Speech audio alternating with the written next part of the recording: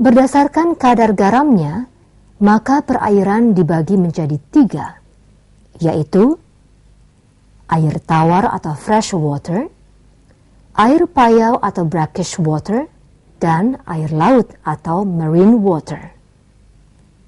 Setelah kita membahas daur hidrologi, sekarang kita memasuki materi 2, yaitu tentang perairan tawar. Berdasarkan bentuk dan tempatnya, maka perairan air tawar dibagi menjadi 3, yaitu perairan berbentuk aliran seperti sungai dan saluran irigasi. Perairan berbentuk genangan seperti danau, waduk, dan situ.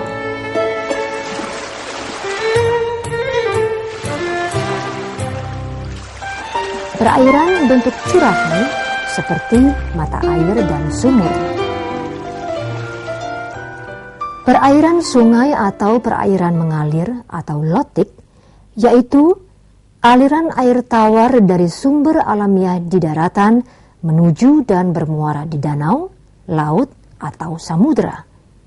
Contohnya adalah Sungai Kapuas, Sungai Batanghari, dan lain-lain. Pola aliran sungai ada 5, yaitu pola aliran dendritik, yaitu pola aliran berbentuk seperti pohon. Pola aliran rektanguler, yaitu pola aliran yang alirannya melalui daerah patahan. Pola aliran trelis, yaitu pola aliran pada beberapa sungai yang mendapat tambahan air dari anak sungainya, di mana arah alirannya tegak lurus pada sungai tersebut. Pola aliran radial, yaitu pola aliran yang terjadi jika beberapa sungai mengalir keluar dari gunung atau sebuah dom. Pola aliran anular, yaitu pola aliran yang merupakan variasi dari pola radial. Hasil bentukan sungai ada 2, yaitu meander, yaitu bentuk aliran sungai yang berkelok-kelok.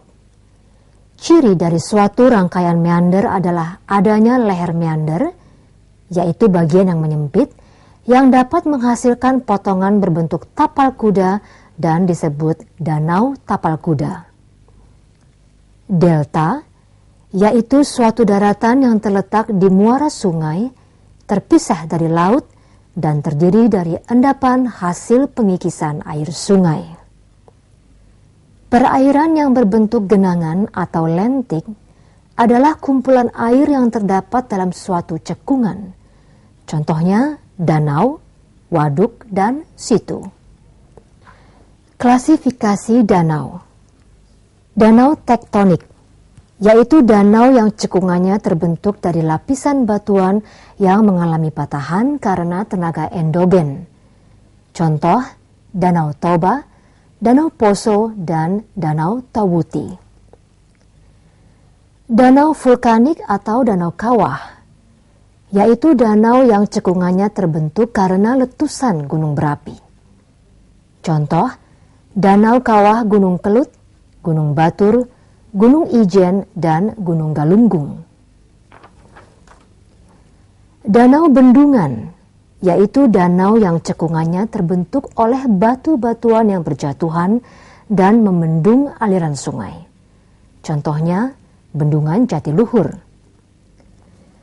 Danau karst atau dolina, yaitu danau yang terbentuk karena batuan kapur dilarutkan oleh air hujan yang banyak mengandung CO2. Contoh, Danau Kars di daerah Pegunungan Sewu, Yogyakarta. Danau glasial, yaitu danau di daerah gletser.